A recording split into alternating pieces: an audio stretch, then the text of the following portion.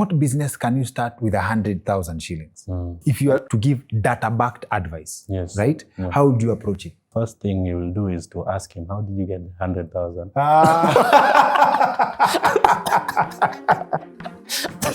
There's a particular breed of people who always ask themselves, and probably you are included in that category, mathematics ilinisaidia na nini kwa maisha? Apparently, it affects your life in more ways than you can imagine. A woman in Kenya has an average of 3.4 children. Si tulifundishwa kwa mathematics, you don't count people in decimals. Statistically, you can do it. Oh, ama unapata ni 3 children, but the third born ni mwanaume na nusu.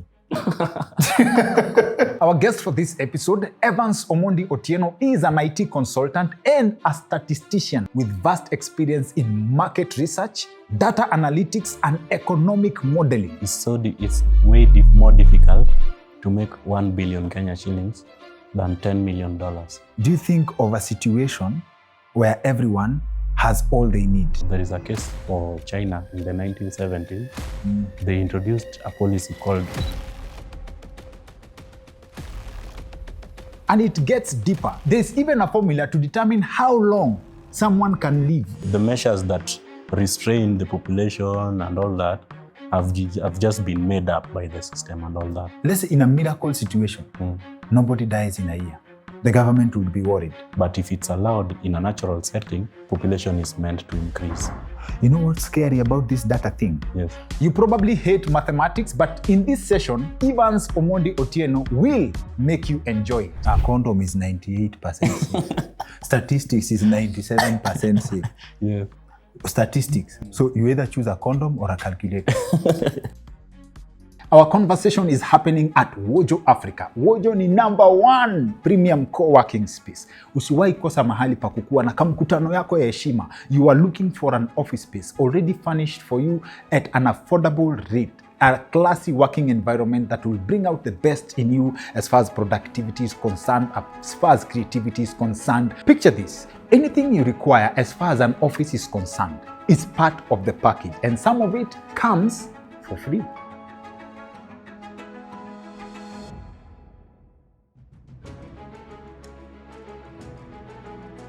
I'm your host, Dr. Kingori, and here's another reason to stay subscribed to our channel. Come out, just subscribe. Now's a good time to hit subscribe and turn on the notifications bell.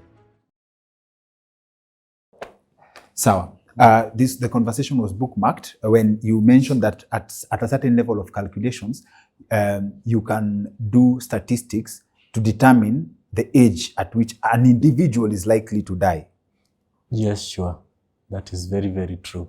It's possible to do that and develop a model that will give you an exact probability or an exact date at which an individual will live up to. That is based on the models that have been tested over time and based on the previous data. The data is a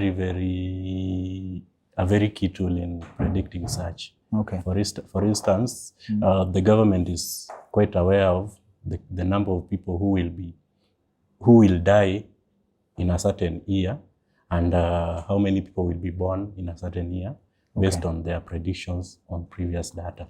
Okay. Yes.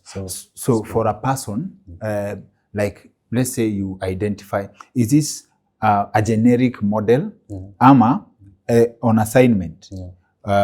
You can tell someone how many more years they have to live. But as in, if you were to take an assignment, your person fly and say, "Jama, ebu revise this guy." Are you able to do that? Like, and what factors do you look at? Of course, there is margin of error, but it would be accurate. It would be close to accurate, in that you can be able to tell based on the prevailing circumstances, the environment in which the person exists, the factors surrounding, the age, the predisposing factors. You are able to tell whether this person so and so would live up to a certain age and not see the next age. That's where even the data like life expectancy comes from, the mortality rate. They are calculated based on the data that has been studied and the models that have been developed using data over time. So it's possible to do that. You can't be specific on a specific individual, but given that the individual is part of the sample that you are using is likely to fall within that category if you make that prediction. Our guest Chomba Njoka mentioned something along the lines of if you want to live your life carefree, you can check the data, the Kenya National Bureau of Statistics, and see what they are telling, or see what they say or what they have analyzed about your age bracket, and that is likely to be your reality. Is that an accurate way to determine the circumstances of your life? Sure, that's an accurate way. Kenya National Bureau of Statistics does a lot of research, and they have a big sample size. Okay. The sample size is representative. It's done throughout the country and all that. So if the general trend is that this is how the life of people turn out in your setting, then highly likely you are not an exception, but there are outliers. Highly likely you're not an exception, but there are outliers. Yes. So most likely, if you have access to that data, it means your life is an already written script. To some extent, it's highly likely that you will turn out to be like what the data represent. But how comes the general perception is squeezing the maths teacher was wrong for the most? Yes. How comes? No, that's a false accusation. Yeah, I've actually seen a video as recent as this week. Some guy who stumbled upon his former maths teacher in traffic. He has a nice car. I get your point. The point, the maths teacher aspect of it is on whether education is a factor in success or something. I think that's what you're trying to... Oh, that's the context. The context that you need. But still, generally, data has been proven. There is data worldwide, and a lot of research has been done to show that income increases with level of education. Income increases with the level of education? Yes. Someone who is not educated is less likely to... will earn way less than someone who is educated. But we have also a common belief. Have you heard of the statistic? The C student employs the A student. The C student employing the A student, yes, it's there. But what are the figures? How many of such cases do we have? I think we have many, just that what changes here is the definition of education. Yes. The definition of education means, let's say, someone who has, for the Kenyan case, let's talk about someone who did go to school up to primary level versus someone who went to high school, then someone who went to university. Exactly. But then in the case of a C student employing an A student, someone would argue not to look down on education. By changing definition, I would go with knowledge, right? Knowledge of a particular area. When you have knowledge, you are more likely to be paid better than someone who does not have knowledge. Yes, someone who has the skills. But then the C student is as well as educated. Do you know that? Because at that point, the C student has gone up to a certain level of education.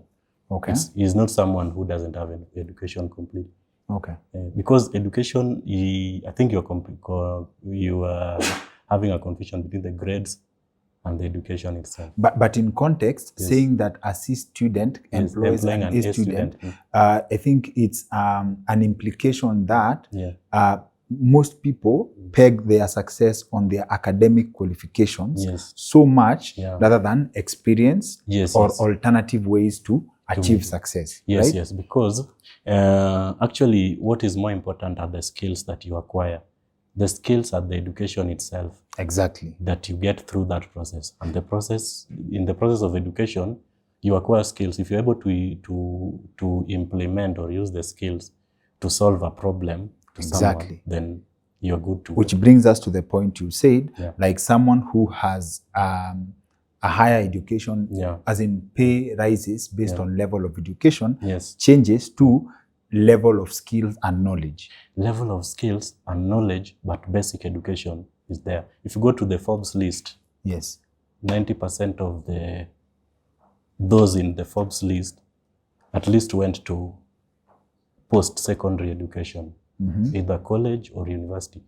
Much as they dropped out, the Google guys, Google was their project. Much as they project. dropped out. They dropped out, yes, but at least they were educated up to that level. They dropped out, so they did not even finish. They did not finish, but they went up to a level where at least their skills could start to make sense. Okay. Get what I mean? Yeah, which means the idea of the level of education, like fixing on completing campus and not in any way to trivialize completing the tertiary level of education, it's not conclusive that at finishing campus is a guarantee of say financial success in this context. It's not a guarantee. Kwa hii story ya calculating how much time someone can live through statistics, right? Your friend Joram actually takes it even further. Anasema that's exactly what insurance companies do, using prediction of up to 97%, which determines, like, they charge you based on how soon you will die. Sure. That's true. If you're paying insurance, health insurance, and you are a young person, let's say 0 to 30 years or 40 years, just below 35, you pay very little. It's intentional. It's not that you are young or that. It's intentional in that they know that you will hardly get sick. You will not pay the same amount as someone over 60 years or 70 or 80. So that means they have calculated the risk, and they have you have to pay premium commensurate to the risk that is involved in it. So the more you pay on premiums, the closer you are to your exit. The closer to heaven, to heaven. To heaven or hell. Sasa, here's where statistics gets interesting. As in, when I dug deeper into the conversation of the applications of statistics in our daily lives, tuanze na, every year NTSA releases reports. Like this year, X number of people died from accidents, right? Which sometimes it's either an improvement or a decline. It's a decline. No, an improvement is a decline. We are getting better. We are getting better at the number of people. So there's a question I've asked before. And I'll just do it and so that we can break it down. Is there an acceptable number of people that is expected to die? Yes, there is an expected number of people, an acceptable number of people supposed to die in a year, and the government accounts for that. The government expects that this is the number of people we expect to be born in this year. At the same time, we expect so and so, this and this number of people to die in this year. And there's records for that. I have the data on this, even like for last year. The number of people the government expects to die. Yes. And they have a budget. Yes. And if it goes beyond the expected range, the expected values, then the government has to look into it and check that. So if the numbers play around hiyo kawaida, we are fine. We are good. We are doing good as a country. Then why do they send condolences message when they know they have beat the target?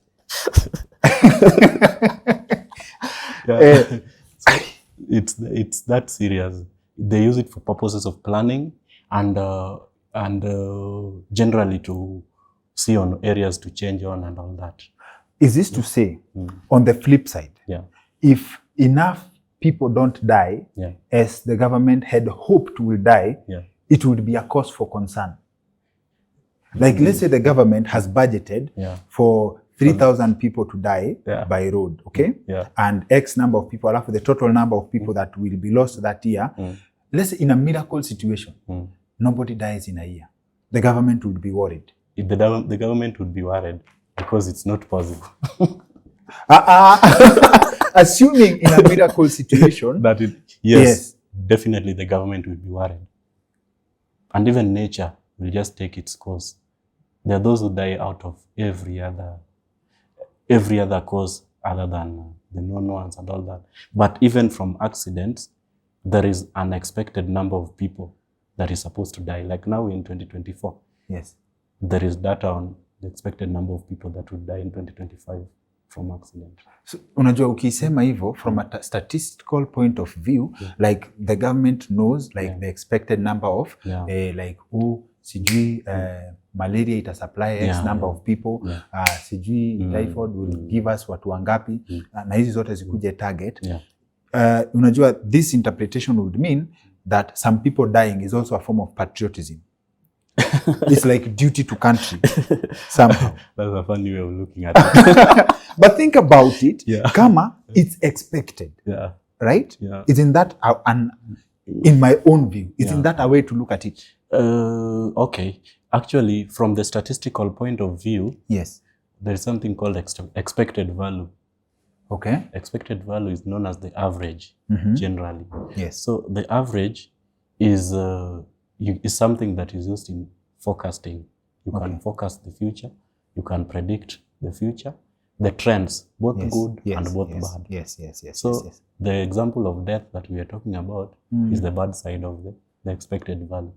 Oh. Yes. At the same time, the government can predict the economic growth, the other key indicators in the other sectors, and all that. Okay. Yes. So now you have numbers hapa, and one of the things that stands out for me, kwa hii specific area that we're talking about, the number of people who've been born versus the number of people who have died, like population growth. Ilikuwa, if you can have a look at. This is the economic survey from KNBS for this 2024. These are the number of people that were registered as born in 2023. If you can't see these statistics on your screen right now, we are blaming Bishop collectively. So the number of registered births is 1.1 million of 2023. Yes. 76% coverage of registered births. Okay. Number of registered deaths 200,731, and this is at 45.2%. Yes. It means the number could be double. Yes. That's what that means. It means some are not reported possibly.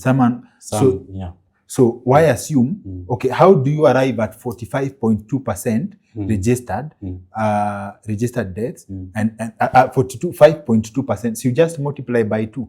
No. If statistics is that accurate. It could be accurate, but then you use the data that you have. So how do you know that the registered deaths is 200,000, 731, and you know it's 45%. So you know you have reported on 45%. What is where is the remaining 60? Is 60? No, it's 50. 55%. 55%. They are unaccounted for, but unaccounted for, but you know. Yes. You know what you don't know. Yes, they are unaccounted for in this report, but you could actually project and get your you can actually predict based on this. You can predict that 54. So ideally it's like double, just like it's like double. So almost 500,000 people died, and then 500,000, almost 2 million, almost a million, almost 1.5 million, because this is 1.1. Almost 1.5 million. So we can say in terms of kienyeji, my mathematics, and new million people. Like we have new 1 million people entered, alafu an average of 500,000 dead. Yes. And that data is very important in that the government needs to know if the population is declining or it's rising. Okay. For the purposes of planning. You remember there is a case for China in the 1970s. They introduced a policy called one-child policy because the population was bulging too fast and they could contain their resources. So the government said that you have a maximum of 1 and a maximum of 2 children. Yes. The third child, you are fined $20,000, which is like 2 million, or you go to jail. Yes. So that was a control mechanism to make sure that they were able to work with their resources for planning purposes. But then it led to the decline. The one-child policy really affected them in that they had a lot of the aging population and very few children in the later generation. So they came to lift it back again in 2020 because the population has been declining and it's not good for the economy. Okay. So these numbers of births and deaths, they are there, and the government has to keep that record to see if it's able to be sustained by the budget and the amenities that are available. Okay. Yes. So now, Yeah. kuna this particular the key indicators ya population growth, okay? Ya growth of there's population. Kuna mahali ulikuwa umeweka population. Tulikuwa tumeona numbers have grown. Yes, the from population 2019 in 47 million. 2019 Kenya has 47.6 million people, and 2023 51.5 million. Inamaanisha in the balance of the people who have died and the people who've been born, the population is still growing. Sure. So let me make superstition na mathematics. Does it mean when people die, people die so that others can be born, alafu inakuja na bonus? Ama people are, I don't know kama this is a word, for population to grow you have to out nature, for lack of a better word, like this aim, like hii kienyeji tunashindana, mkichukua tunaweka such that we stay ahead. Superstition comes in like is the balance of nature to grow at a certain pace, like wanaongeza napiga minus, right? Ama it's because of our, as in hizo settings, tabia zetu, like nature can't keep up, nature can't minus enough to keep up with the rate at which Kenyans are having naturally sex. In an ideal setting, the genetics, there should be continuity in generations. There should be, if there is no control or anything, everybody is just left to their own devices to move as is.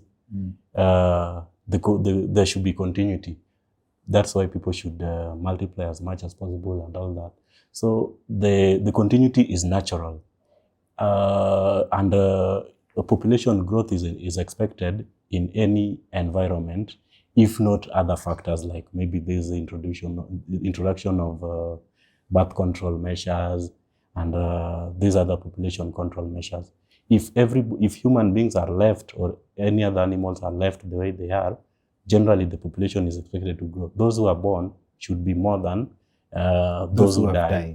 Otherwise, it would be an extinct generation. Extinction come when a species is not able to. Those who die are more than the ones that are born. So naturally, that's how it's supposed to be. But then you find that these other policies that are put in place, like the birth control measures, and maybe like the one child policy in others, the few children in maybe Western countries and all that, they just control the population. If everything was like, you'd get that people generally, back in the 90s, like with the data we have here, people used to have like 8 children averagely, 10 children. Right now, a woman in Kenya has an average of 3.4 children, 3.4 births in her lifetime. Si tulifundishwa kwa mathematics, you don't count people in decimals. Yes, but then now you can do it, statistically you can do it. But let's say, as in 3 children are yours, the 4th one they cheated. As in, how do you count that? 3.4. Okay, let's say 3 children. When it comes to averaging, you can do that. Let's say like 3, on average. Yes, on average, because it could be 3 or 4. There in between, most have 3. Ama unapata ni 3 children, but the third born ni mwanaume na nusu. Anataka kuwa absolute numbers. Yeah. So there has been the measures that restrain the population and all that have just been made up by the system and all that. Okay. But if it's allowed in a natural setting, population is meant to increase. You know what's scary about this data thing? Yes. One time I check out a simple Google, and I don't know kama it's still there. Like if I just go to my phone right now and Google population control, okay? Yeah. Population control, just that. So what is population control? There was a time I searched that, alafu what came ni factors of how population is controlled, right? Yes, yes. And I remember what was written there was war is also part of population control. Sure. And at that time when I see that, at war itself is responsible for reducing the world population with 1 million people every year. Yes, that's a fact. Wars are not just wars. There is a lot that goes behind them. Wars are businesses. Wars are population control tools. And there are other tools, even these other things like diseases that are brought into space, like the COVID and all that. Much as they are conspiracy theory, but statistically, very few things happen by chance. Very few things happen by chance. Very few things happen by chance. Almost everything is by design. So in a setting, probably it's unfair to ask you this question, but Yes. in my mind, when I hear something like that, at a war is also part of population control, this would be from someone who has not, from an awareness point of view, or someone who is in war, like, oh, sijui 2,000 people have died kwa hii war, nini. It's a duty to population control. It depends on the intention and all that, but then there's much as maybe it could not be the main intention, but the wars that also take place, some of them are geared towards that. Deliberate effort. It could be, yes, could be deliberate effort, much as there are other factors, but then there are some that are geared towards that. Okay. Now, this is purely mathematics that is done at a high level to control resources. Yes. Right? As in, as time progresses, there is no luxury of having 8 children. Yeah, actually, definitely at the moment, the luxury of having 8 children, 10 children, we no longer have it based on the economy, how the economy is, based on the scarcity of resources. So, right now, back then, you could get land for free, or you could get just the animals and all that. The cattle, you could just generally have your life, simple life back in the village and all that, and support all the 8 or 10 children from subsistence farming and all that. We no longer have that luxury right now. So in my simplistic mind, could you say that we all practice population control in our own levels, in this sense? As ikitu we call family planning, would you say that at a higher level of government, they will say, our population, it may grow 1 million more. We need to reduce 1 million people, okay? They would say, like, how do we reduce 1 million people? They would come up with a disease. This is my mind. Labda ni movie mobs naongea. They will come up with a strategy to reduce the population by 1 million people, okay? In a family setting, ukiingia kwa family unit, would you argue that as a person, based on what you can afford, useme, I can't have 8 children. I'll have 2 who I can feed, versus the option of like having 8 children, alafu 6 of them wakufe njaa. But then that point again depends on how enlightened a person is. Even as we speak right now, from the data that we have, the least exposed societies or the least educated societies still have so many children. You can check on this. This is there's something you sent me. Niambie kama that's tied to that. It's tied to that. Is it education or fertility? Because there's something you said, ladies from rural areas are more fertile than ladies in urban areas. Is it by environment ama by knowledge? That is a factor of both environment and knowledge, and even the level of the economic status of that. Because you realize, number one, those in the rural areas, or those with maybe less level of education and exposure and all that, are not so much informed when it comes to birth control measures, and they are also not doing maybe something constructive that can distract them. Or they're using sex as entertainment. Yeah, that could also be a factor. Okay. Yes. So other than that, there is this, for the fertility that we were talking about, there's also a factor of maybe diet and all that, and the kind of work that goes on in the village as compared to town. Okay. The diet that is eaten over there compared to what is on this side, then you find that they are healthier on the other side than the urban diet and all that. Those are the other factors that contribute. Beyond birth control, like Yes. Naturally, fertility. Yes. Because in town you get them surviving on junk and all that. So that's also a factor that is there. But generally, the levels of exposure and enlightenment, the wealth index and all that has an impact on even the age at first birth. In societies where people are less exposed, they give birth earlier than in maybe societies where people go to school up to a certain age and all that. Yes. Oh, so it's tied to a lot of factors. It's tied to a lot of factors. Okay. So now there's something you wanted to show us. Oh, that was what I wasn't to show you was just the based on maybe this is the teenage pregnancy by county. Okay. For Kenya, for instance, if you're using the local case. So if you look at the societies that have a lower, maybe they are too remote or less exposed, maybe the nomadic and all that. Okay. You'll find that the percentage, just check the first column. Percentages? Yes. Look at the first column percentage. Have ever had a live birth. In Mombasa, it's 5.4%. Kwale, 11.5%. Taita Taveta, 18%. Marsabit, 20%. Yes. And this has nothing, a place like Marsabit has nothing to do with early marriages. That's a factor as well. Oh, that's a factor. Yes. Look at even West Pokot, 32%. Yes. Now look at the income levels in such areas. Yeah. You know that?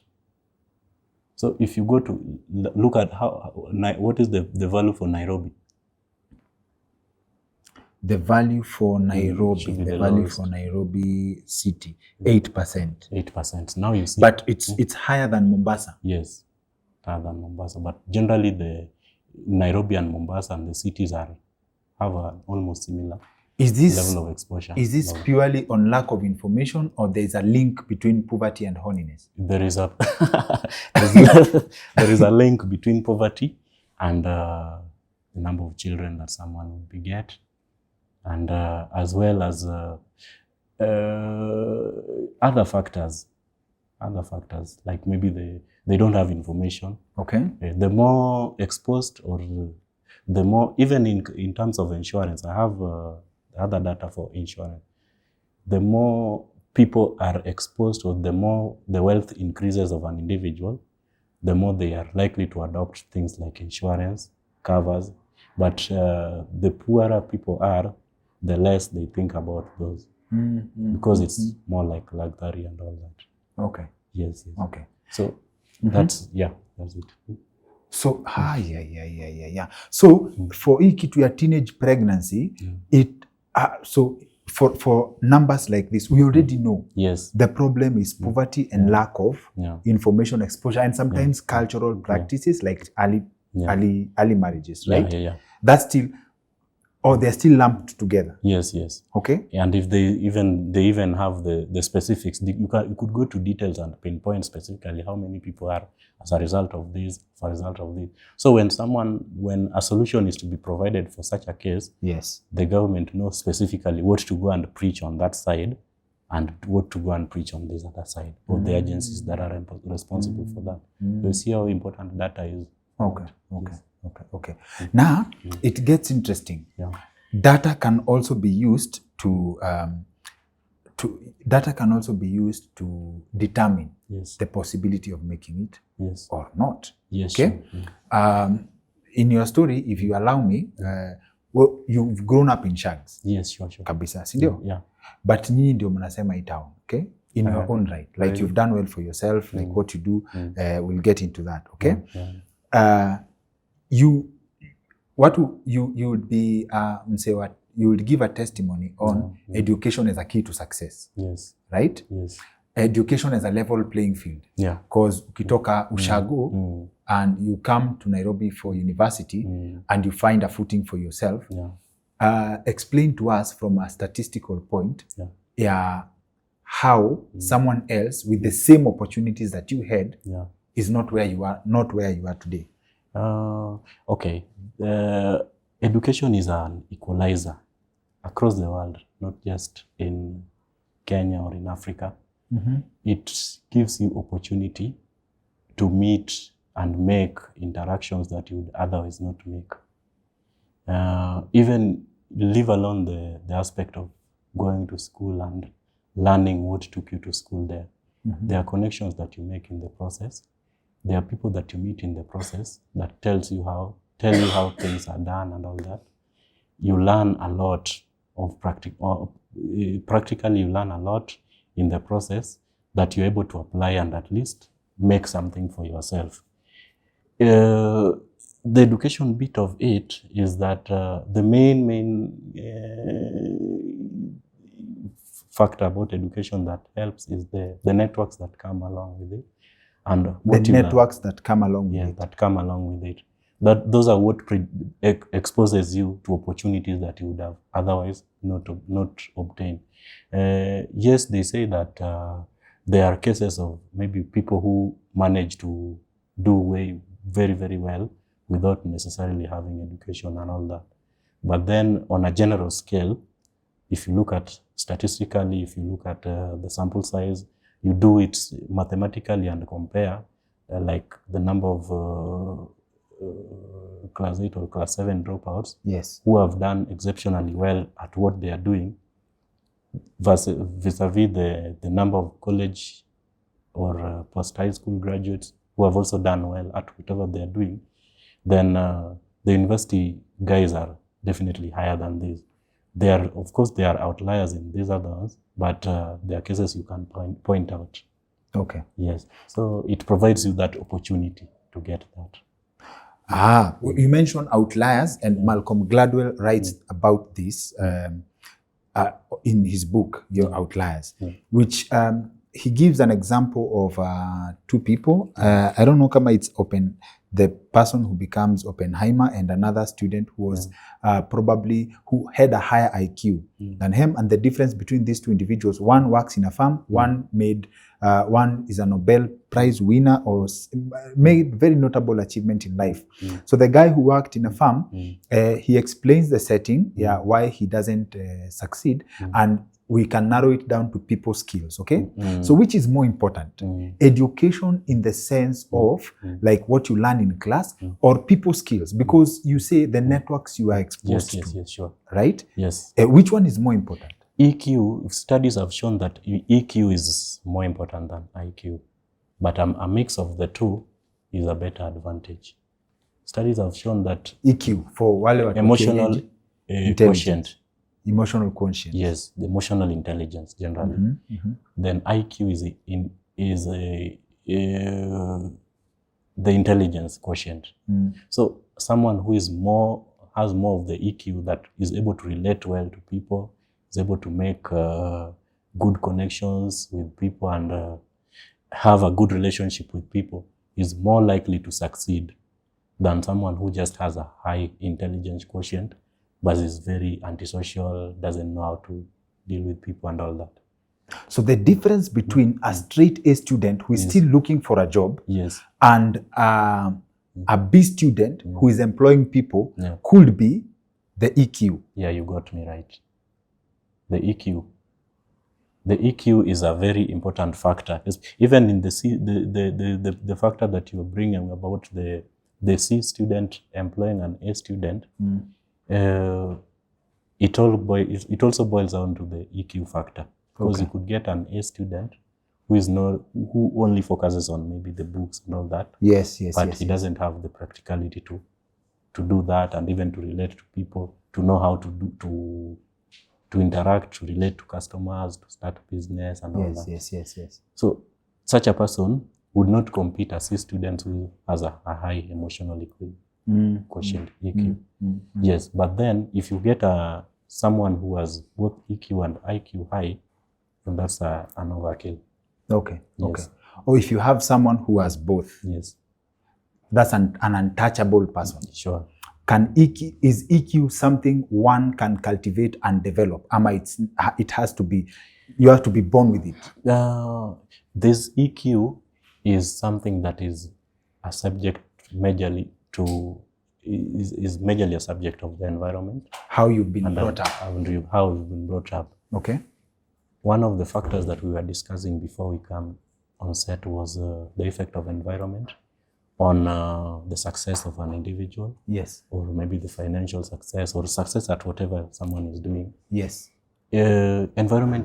Studies have shown that environment is a very key factor. And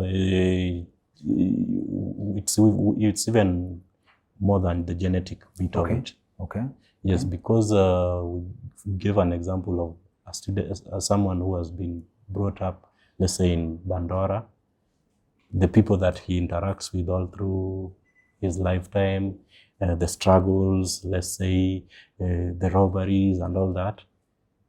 Such a child, compared to someone who has been brought up in Karen, or let's say in those other Runda or so, the Runda and the Karen guy generally has an advantage at making it big compared to this other child, because of just the factors that are obvious.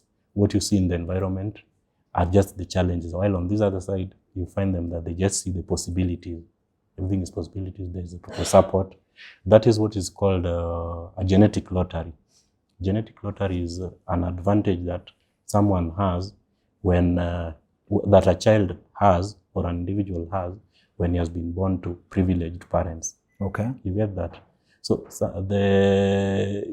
someone with that is more advantaged and more likely to succeed at whatever they do as compared to someone with a lower genetic.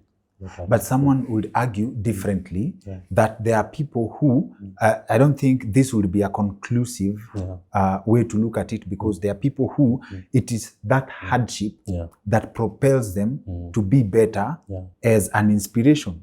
So different people immersed in different situations, right, can produce different results. Yes, and that's where we were saying it is a mindset. It will depend on the mindset of the person. And generally, this person will still make it, yes, but he will work maybe 10 times extra than the other person. You see that? He could, yes, he could make it, but not with the same effort as the other privileged person. Yes. So what can people do? Okay, how can people develop awareness? Or is development of awareness a solution to knowing your situation and probably how much you need to work to level the playing field with someone else who has an advantage over you? Sure. If you have you have the environmental awareness and you know that this is the situation as you've accepted that this is how everything is, then you have to have your mindset shifted so that you be very intentional as to what you want to achieve and all that. So that is generally what people do, and people come out of that. Okay. Yes. And in your experience with statistics, right?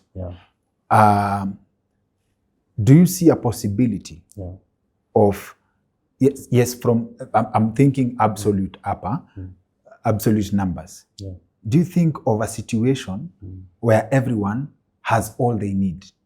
No, it's not possible. You can't have all. Human wants are insatiable. You remember that? Yes. But from a perspective of you and I have access to a certain level of information. Yes. If this was like, if everyone in their own way was to heighten their awareness to a certain level to know about their situation at a certain level, and we assume in a setting that it's en masse. Do you think that changes things?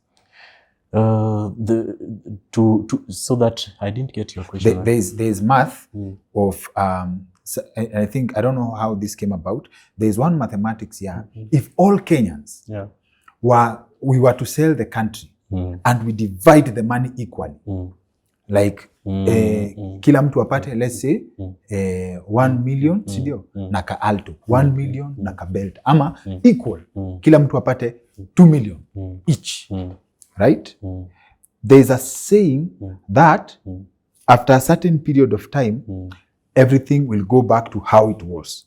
But that's the truth. Why is that? It's all in the mindset. The mindset of everybody. If let's say someone is used to this kind of lifestyle or this kind of an amount, then they'll be comfortable in that space, and very few people are that aggressive maybe enough to explore or to do something like that. So those who have if they are divided equally, it will still definitely go back to those who had more. Those who have now will, after a certain period of time, they will still have what they have. Yes. And those who did not have will go back to not having. Yes. They'll just spend it and remain at their level as usual. So it's also accurate to say, wherever you are now, yes, that's your place. That's your place. Yes. Then why encourage people to work hard? It's your space, yes, right now. But then, if you want differently, there is something you can do about it. And do you believe everyone has a chance, based on your assessment or an interaction with data, do you believe everyone has a chance to move up a level from where they are? Yes, I do believe it's intentional, but then it depends up to what level. But there is someone can move up to a certain level. There's a conversation that we were having with a friend called Sydney about the economy, let's say like African countries versus the West or these developed nations. Yes. Do you know that it's very difficult to make like $1 million in Kenya, but it's easier with the skills and with everything that you have. It's way difficult to be a billionaire in Kenya or a dollar millionaire in Kenya, but it's easy as compared to if you have the similar skills in a place that is more developed and all that, to make like $10 million. Break it down for us with an example. Yes. Give us a skill. Like say, for example, in Kenya, okay, one, we have an episode coming up where one of our guests mentioned Trevor. It's I think Bishop ndio akona schedule yetu ya content, so probably by the time, whichever comes first, okay? It says that YouTubers in Kenya with the same numbers, they are probably billionaires. In the other side, there is a YouTuber called Graham Stephan. I know Graham Stephan. You know Graham Stephan? Yes. He makes up to his income in a year is probably more than $1 million or so in a year. The same you can't replicate here because the systems generally are different. Because even the per view, you'll find that the CPM and all that are way higher in those other sides as compared to this side. So generally, let's give an example of US to be specific. Yes. If you have like an idea and you have a company that you can run and you show value for it, people will support you and they will go in and all that. You could start a company, you do business and you provide value to people. Then if you get an investor who buys your company, you sell the idea and the investor says that this is a very viable idea, then he agrees to buy like 10% of your shares at let's say $100,000. Yes. That is 10% of your you agree to sell him your shares, 10% of your shares, say at $100,000. You know, if that goes through, your company will be valued at $1 million. Yes. Because you already sold 10%. Yeah. That's how valuation works at some point. Yes, that's how it works in the US majorly. So if you get an investor to buy, let's say 1% of your shares, or even let's say 10%, like we were saying, and he pays you $100,000. Yes. Then the value goes. The remaining 90% is added to what you have. Yes. So your company will be valued at $1 million. Even if you don't have the Even if you $1 don't, million. yes. So that is how people grow their company, so that when they are selling it another time, they are able to quote that this company is worth $1 million or $2 million based on maybe the records. You actually have a quote for that? Yes. In the US, they say that the fastest way to make riches is to make a company that provides value, but to make wealth, you sell the company. To make wealth, you sell the company? Yes. To make a fortune. Because, for instance, you've had the analogy that we've given. $1 million worth of that company, you don't have it. But when someone comes to buy it, subjectively, yes, it's worth $1 million. Yes, and you'll be paid that just for providing value. Such kind of exit arrangements do not happen in our local settings. Why do you think that is? Because that's also another conversation. Is it purchasing power? Because there's a very controversial... Yes, because the reason why they don't happen is, number one, we have a small economy. So the probability of expansion and growing numbers, the projections are not worth it. So people will not be able to, the investors will not see the value of buying at maybe such a price. Yes. Yet they will not be, the numbers will not be able to sustain and make business sense. For instance, you see the GDP of a state in, say, like US, in California alone, is $3.9 trillion. The GDP of the whole of African continent is 3.1 trillion. So just one state is bigger than... No. Confirm. The whole of Africa, hii yenye tunaambiwa Africa has more resources. Yes. California as a state, it has a bigger economy than Africa. But this cannot be said about the whole of US, because US also has some poor states. Right? Yes. But then, how many? If that's just one, that's just one of the states, bigger than a whole continent. However small the others will be, then now the general economy, it will still be very, very big. So does this complement something that there's a viral clip of Herman Manyora? Yes. Where he said that in this country, you cannot be a billionaire without stealing. Yes, it makes sense. For you to be a billionaire in this country, if you're not in the political side and all that, just doing genuine business, in my assessment, what you need to do is that you need to have an international view. An international view to life, in that you don't have to be, your business don't have to be restricted to the country. You see, like the way the Somalis do and all that, you're able to be flexible enough to do your business at whichever part of the world. Okay. Yes, but getting it from this economy is not an easy task. It's not an easy task. It doesn't look practical because of the business environment and all that. So it's a point. And the size of the economy. Yes, the size of the economy. Just the factors that it's not an enabling environment. There are people, actually, you may find that these businesses that are not regulated, or people know nothing about, they are not so much in the limelight. People run volumes. You could find maybe there are people running so much sales and volumes in a day, but then very informally. Because the system does not support yes doing business formally. Yes. When was the last time a company floated an IPO in Kenya? We've been told on this platform that the stock exchange is dead. Yeah, it's not functional.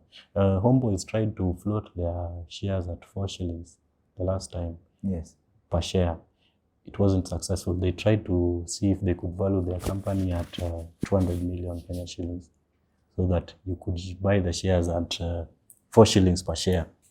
But their offers they were getting were like 0.5 shillings, 50 cents versus that. So it wasn't successful. Yeah. The last company to to get a successful IPO was Safaricom in 2008 back then. 2008? Yes, we check which other company has had a successful public listing afterwards. None. Okay. Yes. And here's where data gets interesting. A guest on the show says this casually, like, don't invest without data. Yes. Like, you're just doing business. You want to go into a supermarket, or you want to start selling clothes. If you're really into the success of what you're going to do, if you do it without data, you're winging it. Okay? Yes. If you do it with data, you will win. Because you are able to make a prediction of up to 97% or 98%. Tell us how to apply the use of data, how you get it, right? In day-to-day applications of life. Like, let's say people ask, and I think this is very common, what business can you start with 100,000 shillings? Right? Yeah. If you are to advise this person from a point of to give data-backed advice, right? How would you approach it? That's a very tricky question of what business can you start with 100,000? Yes. The first thing you will do is to ask him, how did you get 100,000?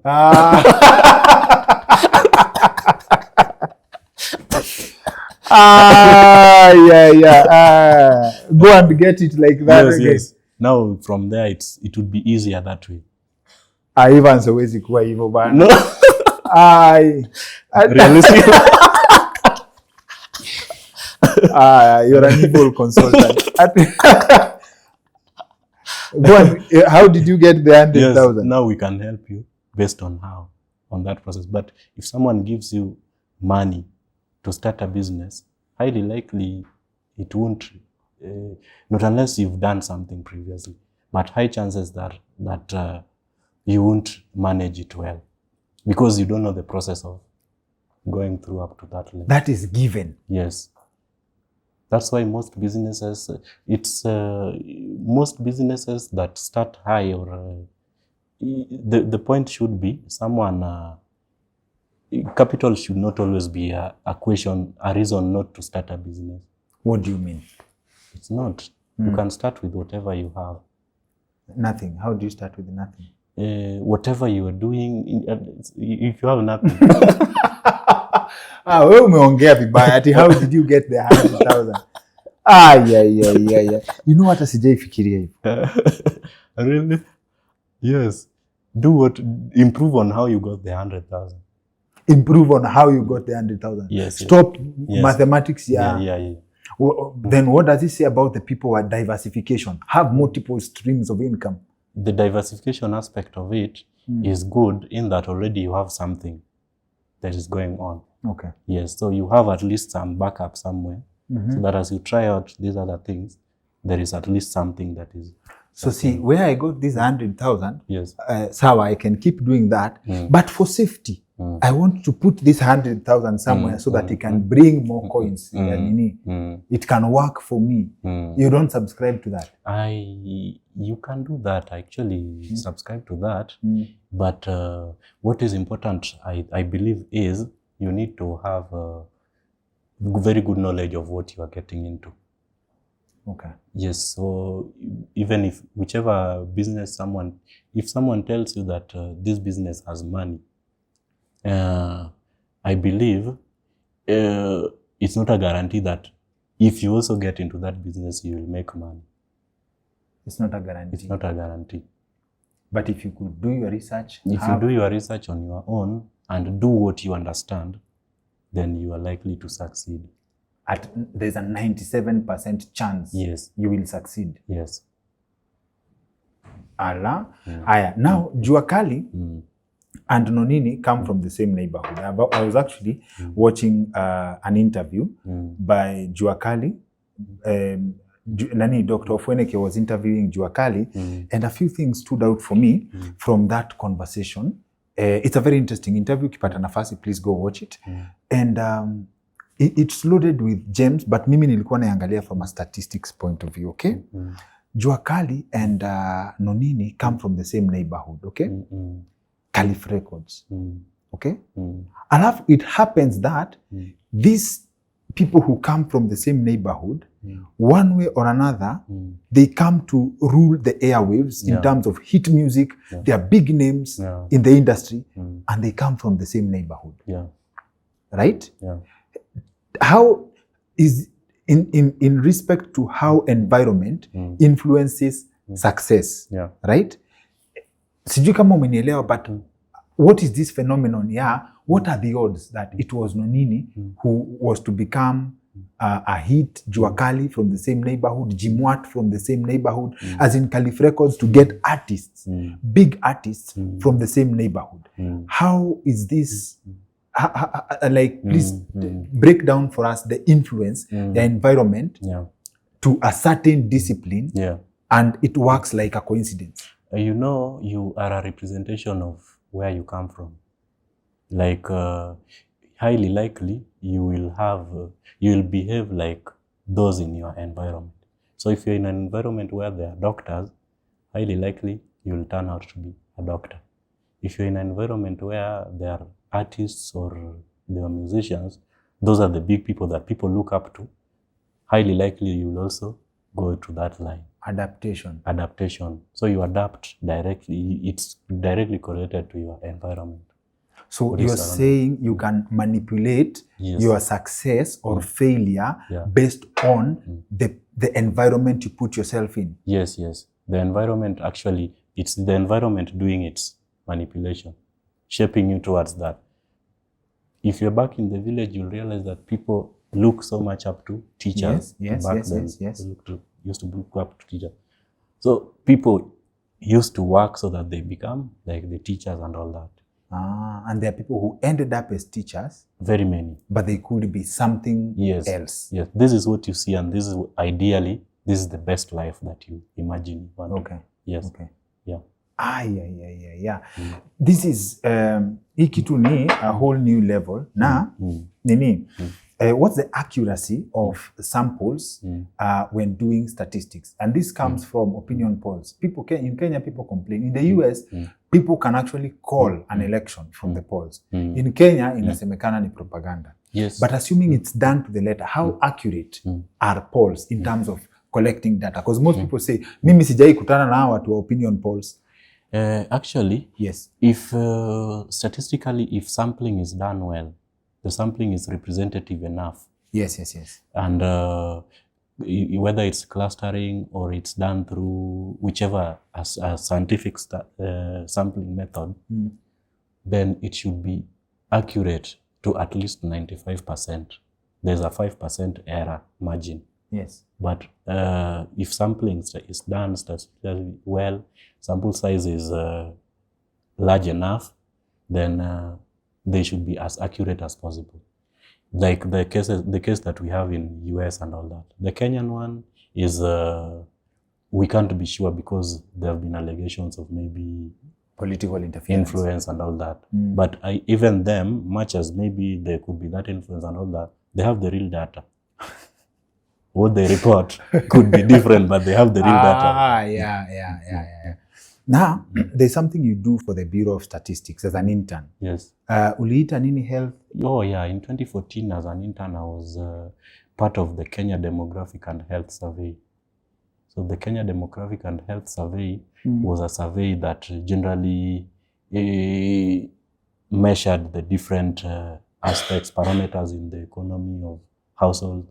They had like the age, the level of education, the income, the pregnancy, and all that. Yes. Yeah, so there were very, very key findings and all that. And some of them are those that we've just discussed. The fertility index, the mortality, the infant mortality rate. They even had the life expectancy and all that.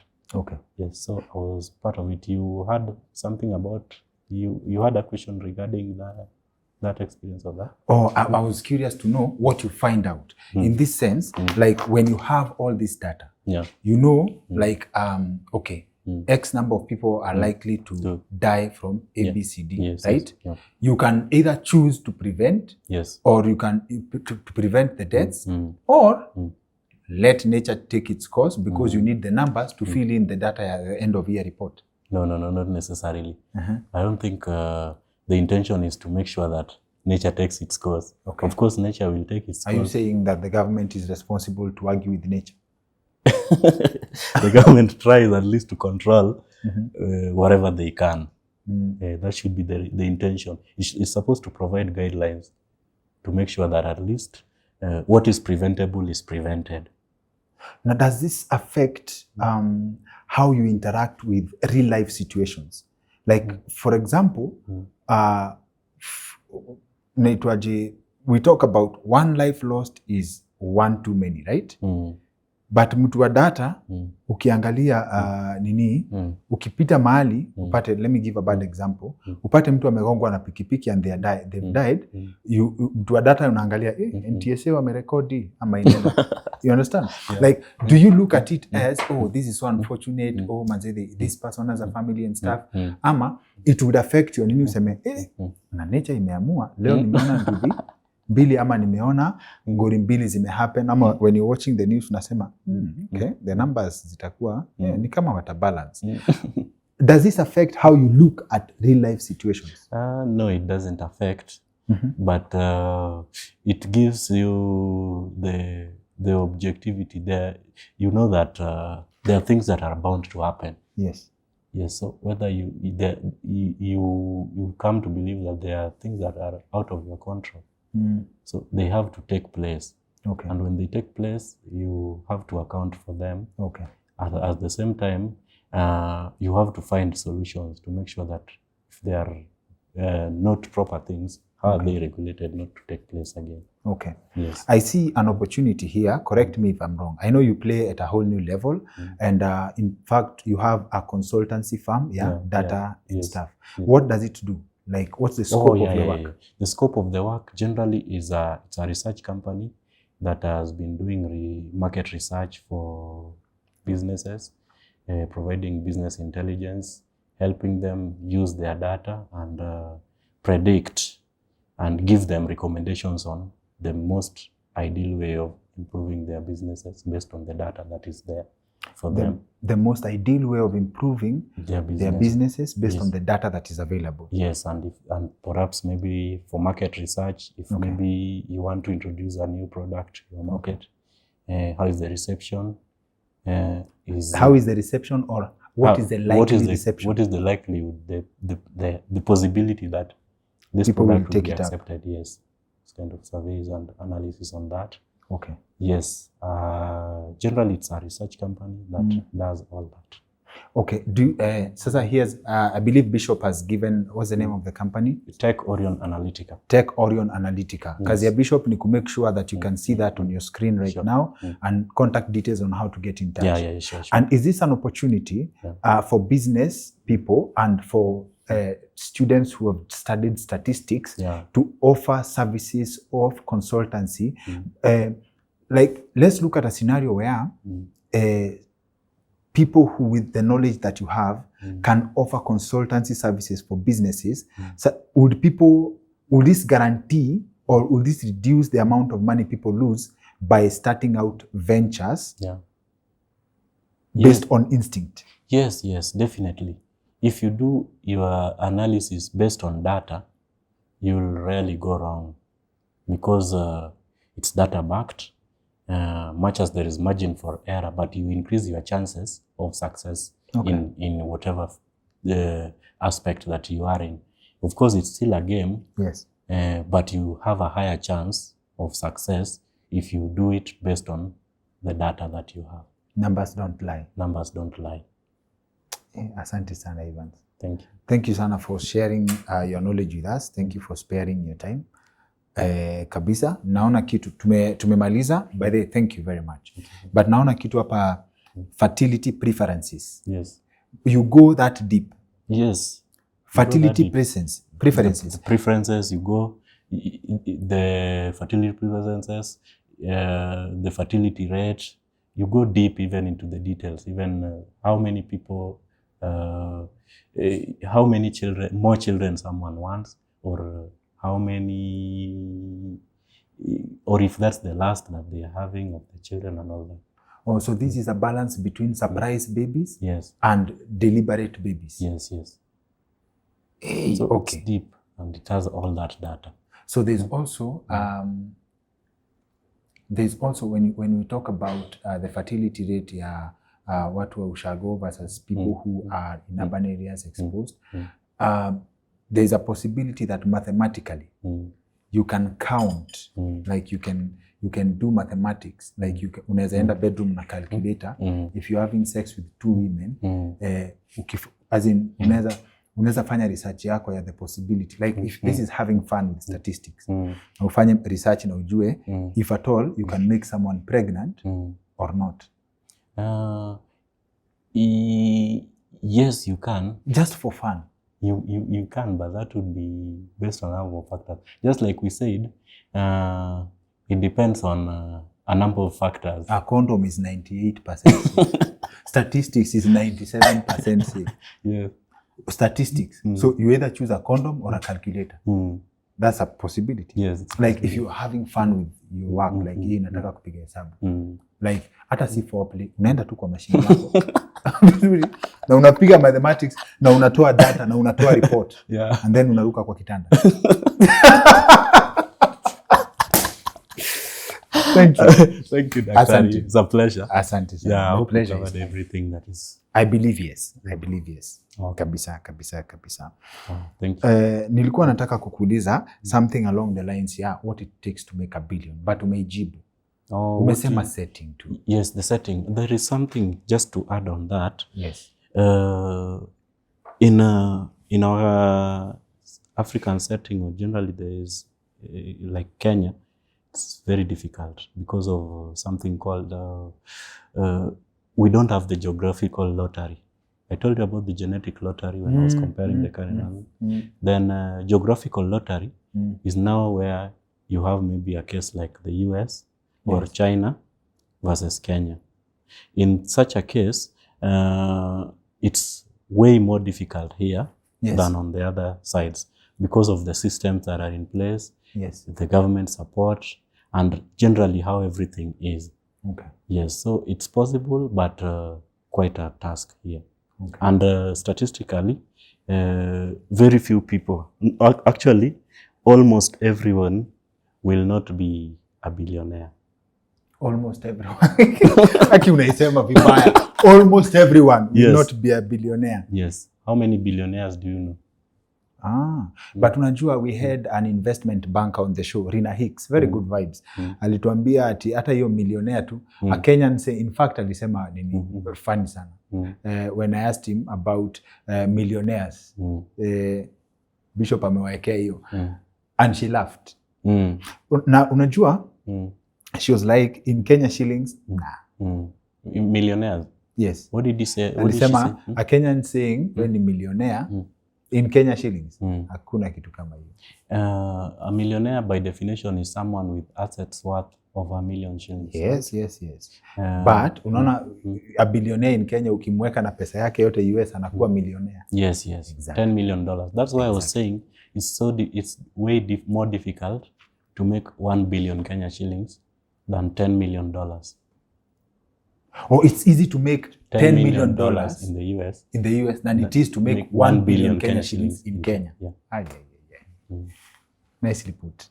You get it? Nicely put. Yeah, because of the systems and the factors that come into play. Okay. The geographical advantage that is over there. Okay. And all those are factors that are involved. Yes. Hey, was. Thank you very much.